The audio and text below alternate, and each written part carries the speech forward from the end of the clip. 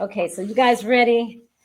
Let's go. Let's welcome Christina. Before we actually get started, though, I do want to say again, as I usually do, this is a judgment-free zone, and so we enter this segment of successful felons with love, and we're gonna hear Christina's story.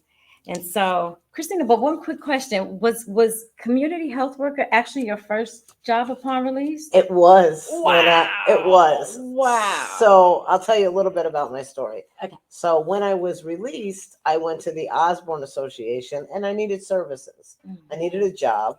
I surely didn't want to go back to criminal activity. So I went to them. I completed their prepare program. And then upon completion, they hired me as a community health worker. So it was a partnership with the Osborne Association and Department of Health and Mental Hygiene. So I was a community health worker. I had my little caseload, and I helped people, people like myself. Yes. So for me, I was so thrilled to have that job. I didn't make much money, but I was so grateful and humbled by it. Yeah. And I remember people saying to me, "Oh, you're a role model," and who would have thought somebody like me could be a role model? You say people like yourself. You got to share with us what you mean by people like yourself. So people coming home from incarceration, men and women, who were on the same journey as me and maybe made some poor decisions in their past, Yeah. but then came home and wanted to make a difference and wanted to help others. So it was probably, even up to this day, probably the best job that I have ever had, because it was that peer support.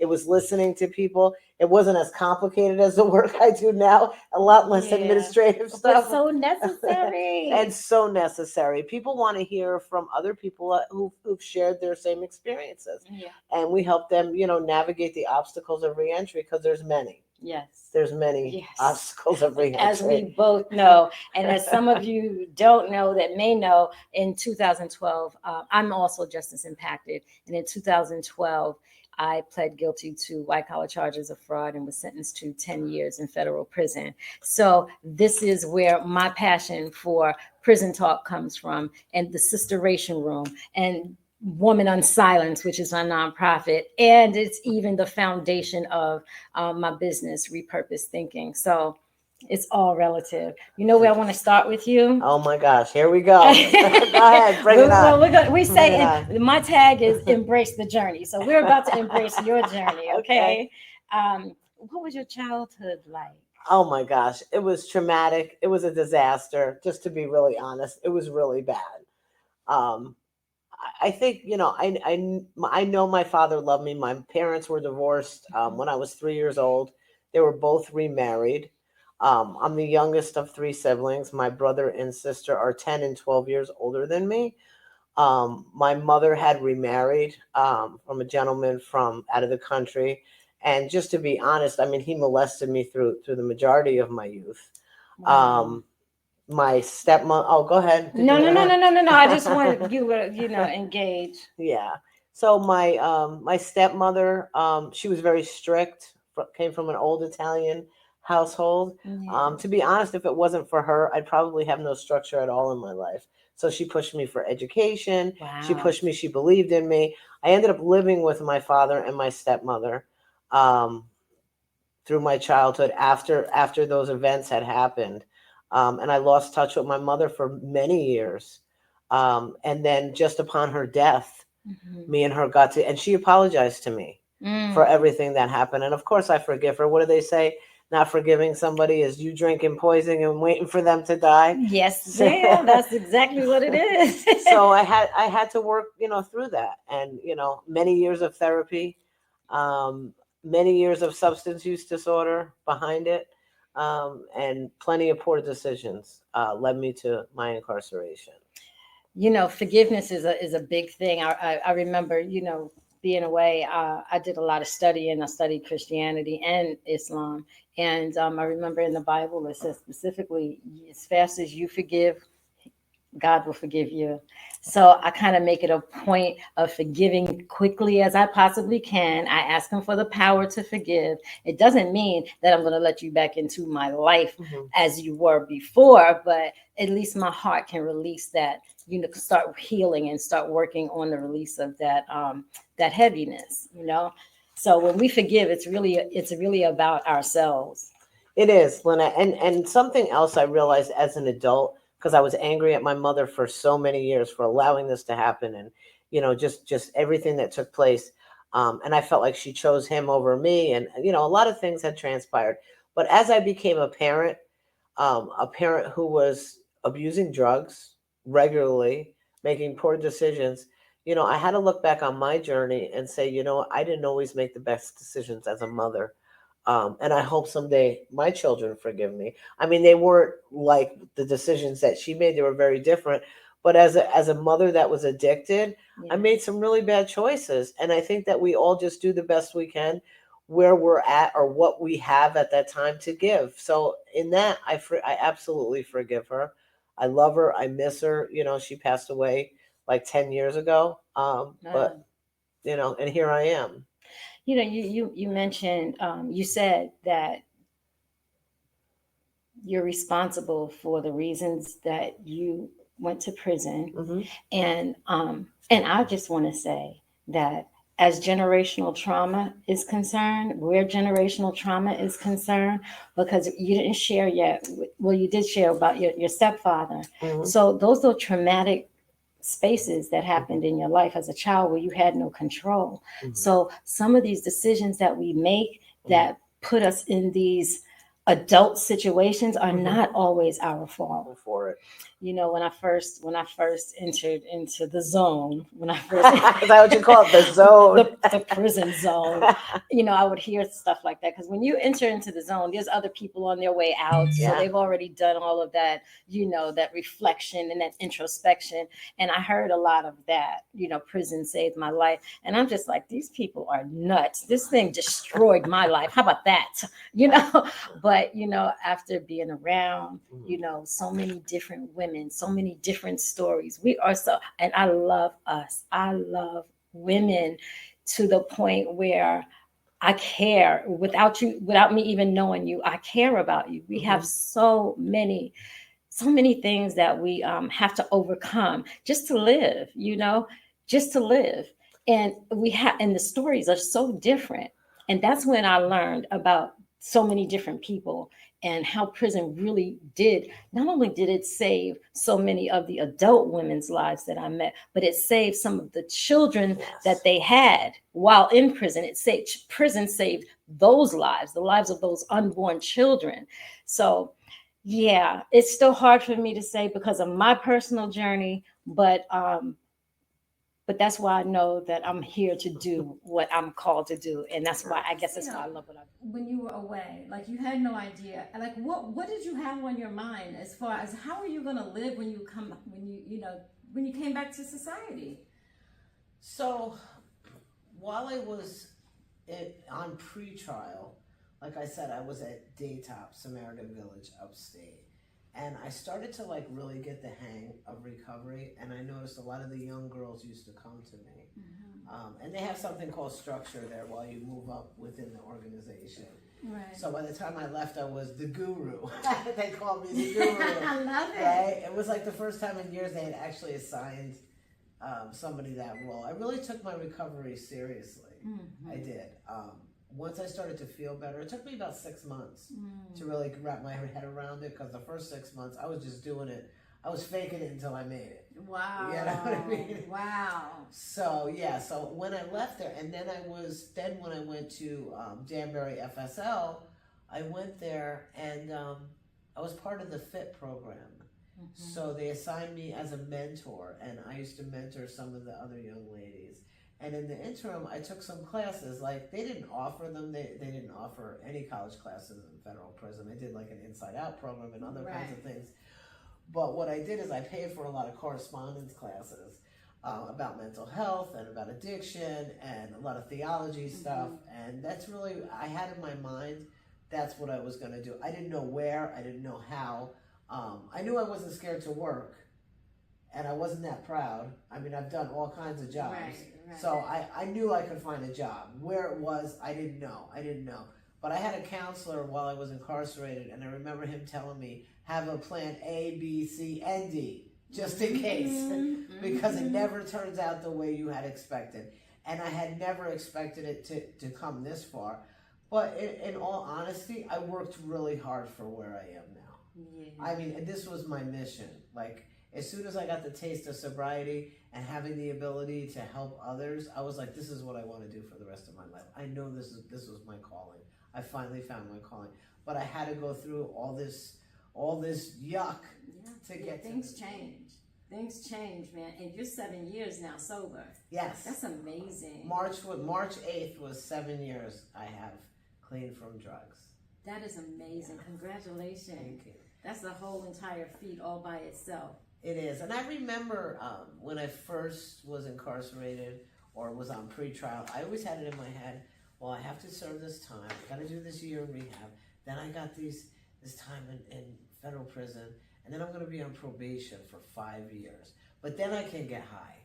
And I always had that in my head.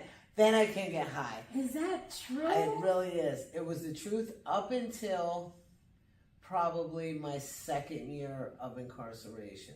I always had that in my head. Well, someday I could get... The thought of never getting high again was like not an option to me. It was too much. It was too much for me. I could do it today. I'll do it today. Yeah. And I know I have to do it for a little while longer. So when I was released off probation early, and I remember, signing those papers, and I was like, well, now what am I going to do? Mm-hmm. I don't do anything different than I did while I was on probation. I do absolutely nothing different.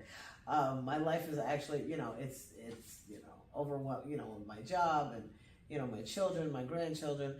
But, I don't do anything. And I have the consequences always outweighed the getting high and the criminal behavior because I wasn't willing to pay those consequences again. It wasn't like I never came a day where I said, I don't want to get high. I don't want the consequences. Right. But I don't think that feeling ever really 100% leaves you. Or at least it never left me. What I did find is that I found coping skills to help me get through it. Right. That's not my first go-to now. It's not my go-to at all. I have other coping skills, and I know what that looks like. It may not be the first time, it may not be the second time, but eventually I know what my life will look like if I use drugs. So that's not an option for me. Right. Some people say never, but for stuff that you can control, Yeah. I think you can say never. Like I can say that I used to smoke cigarettes when I was younger. And I used to smoke like a chimney. Like I used to smoke a pack of cigarettes a day. Mm-hmm. And I said, once I quit, I think I was 35. I haven't had a puff off of a cigarette since I turned 35 many years ago. But was it 20-something years at this point, Yeah. right? You can't even say that you smoke. That doesn't even count in medical records anymore. No. But it's like I did say never. I said I will never do that again. It's too controlling. It controls your life. I remember being on the highway and like I would pull over, girl, on the whole highway because I couldn't find my lighter. And after reaching all the way under my seat, feeling for it while I'm driving, I said, let me just pull over and find this damn lighter. And then that's what I did. Like that's too much control. I'm laughing over me. because I did the same thing many times. I had to pull over to get my lighter. That's one thing that I have not given up yet. That's my next thing. Yeah, I had to. It was and the control and the other part of it too. That was just one part of it, but the other part is that I love life, And smoking cigarettes really didn't. It didn't go with my lifestyle and the way I love to live. I love to exercise. Mm-hmm. I love to. I exercise, but no, I exercise, and and I want to live as long as possible. I want to live a quality life for as long as possible. And so, I was 32. Pardon me, I know it's your interview, but I just want to say something.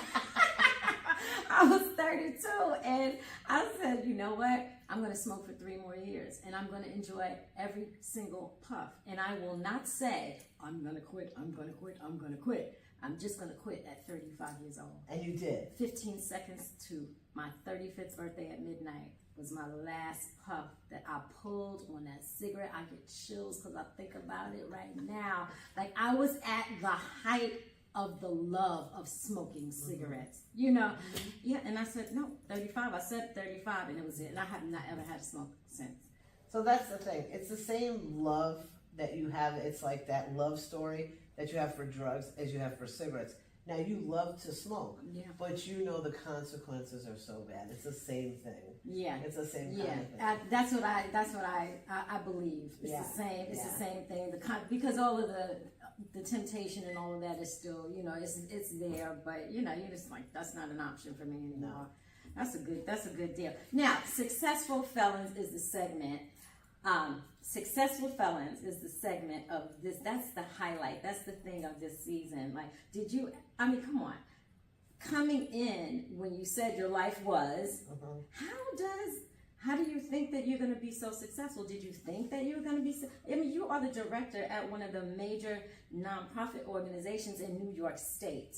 A director, like that's not a drop in the bucket, but you're here, you did it, and look at what happened before.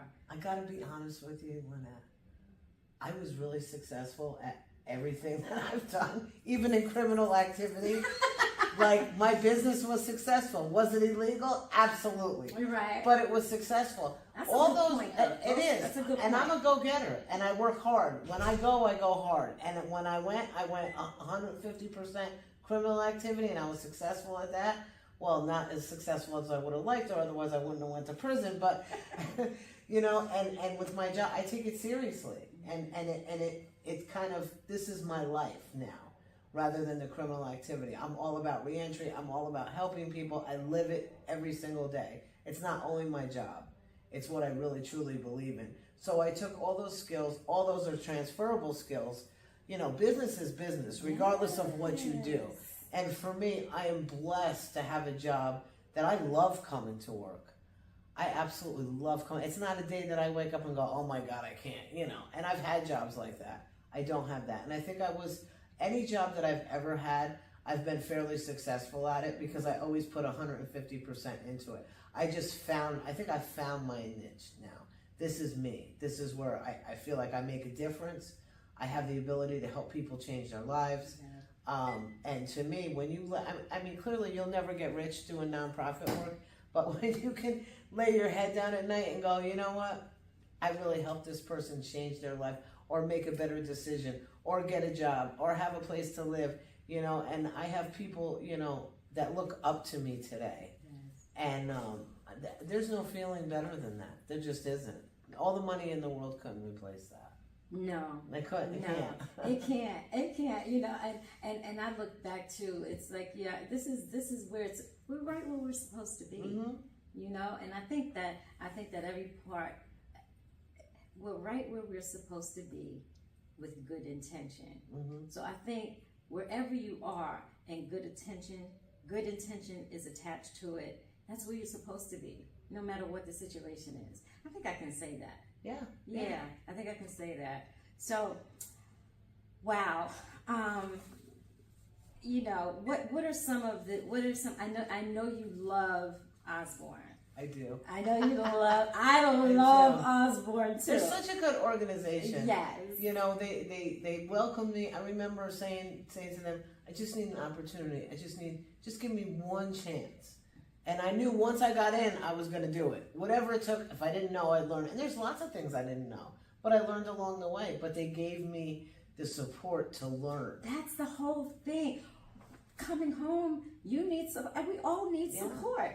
And see, that's what makes Osborne. I have to say, that's what makes them different. It really is what makes them different. They will support you right where you are. Mm-hmm. We don't all need the same types of services coming out of incarceration, but a lot of, and this I'm saying this out of love, because I do know that there is a lot of heart that is in most all of these organizations that I've encountered, especially. But just to out of love, consider the individual, in your helping, it just makes a difference. It makes a difference because that individual that you're helping from right where they are can turn around, usually does turn around, and want to pay it forward and help somebody else. So thanks, Osborne, for not pigeonholing the people that you help. They did. And I purposely handpicked my team that I have right now purposely because of their incarceration history. Mm-hmm. We're all around the same age. We all have an incarceration history. And, I've seen plenty of applications with all kinds of degrees and they're tech savvy and they're this and they're that. I could teach somebody how to use a computer.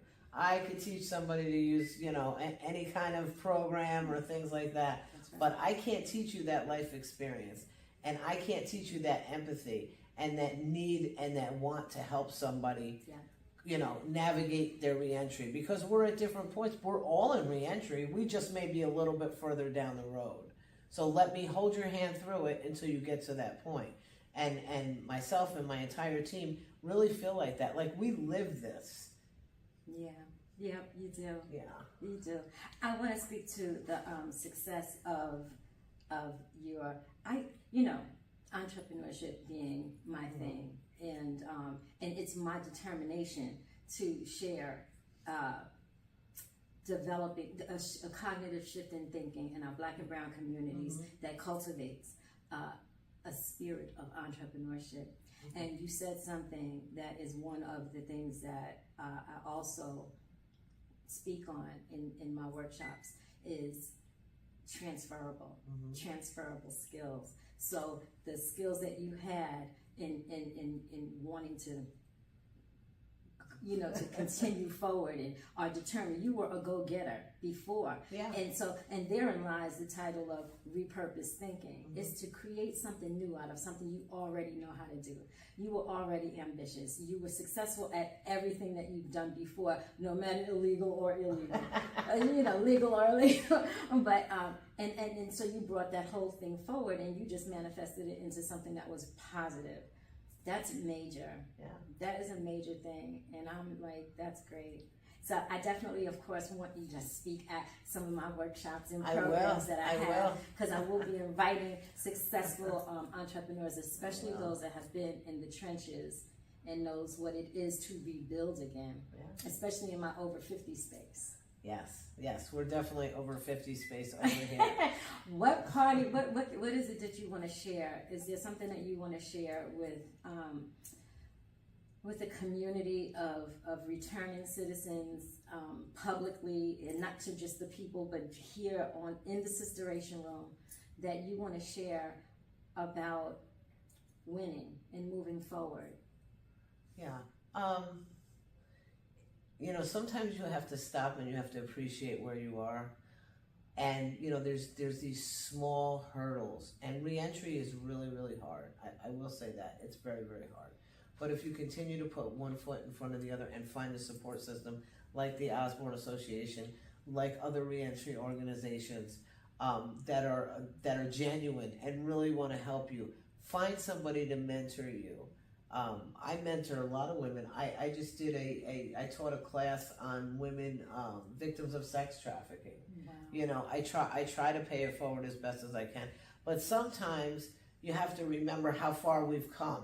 Yeah. And I'm always like, okay, what's next? Yes. I want to do this. I want to do that. I want to save the world. Yes. I have like this childhood mentality that I could change the entire world. I could change the reentry system and do that. And sometimes I have to just come down to earth and work with one person at a time and say, okay, what's your goals? Because their goals are different than mine. So it's not always putting yourself in their place. Let them, speak to you and say, this is what I want to do. I have people that I work with that are trying to get their GED. I have other ones that have master's degrees. Mm-hmm. So we're kind of like all over the place, and we all have a different path. And just meeting people where they are. I think that's the most important thing. And to the audience, give people a break. For real. Again, you don't want to be judged by the very worst thing you've done in your life. Right. So please don't do that to other people. And please be supportive as best as you can.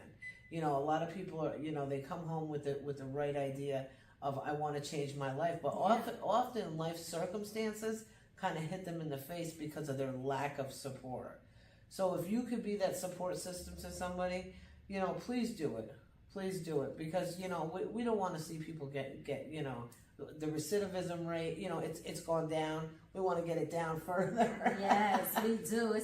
Especially in our Black and Brown communities, recidivism is at 76%, And that's incredible. And since we're talking about stats, I like to mention these stats in particular because they are relative to why I even formed Repurposed Thinking, and it's mass incarceration.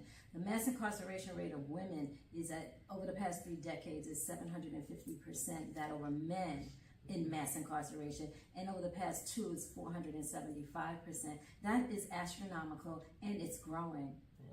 So yeah, we definitely need, and I know Women on Silence, we are now accepting volunteers since we now have space to work from.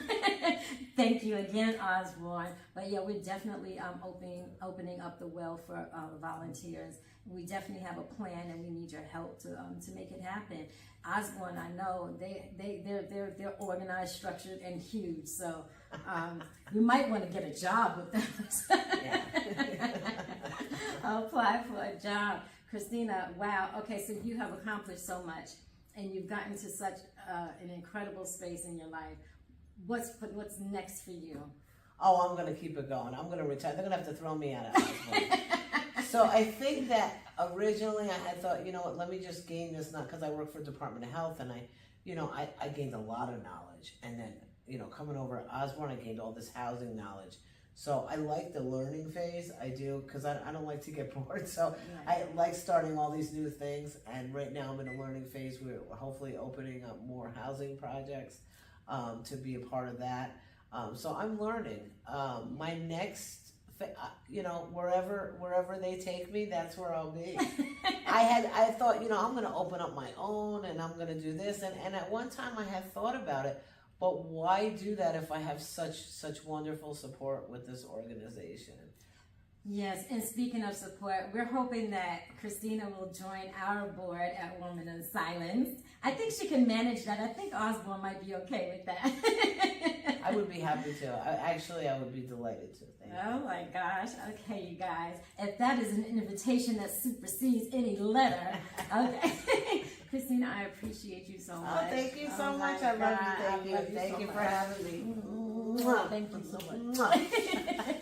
Okay, everybody. That's Christina Green, Director of Supportive Housing at Osborne Association, and we are out.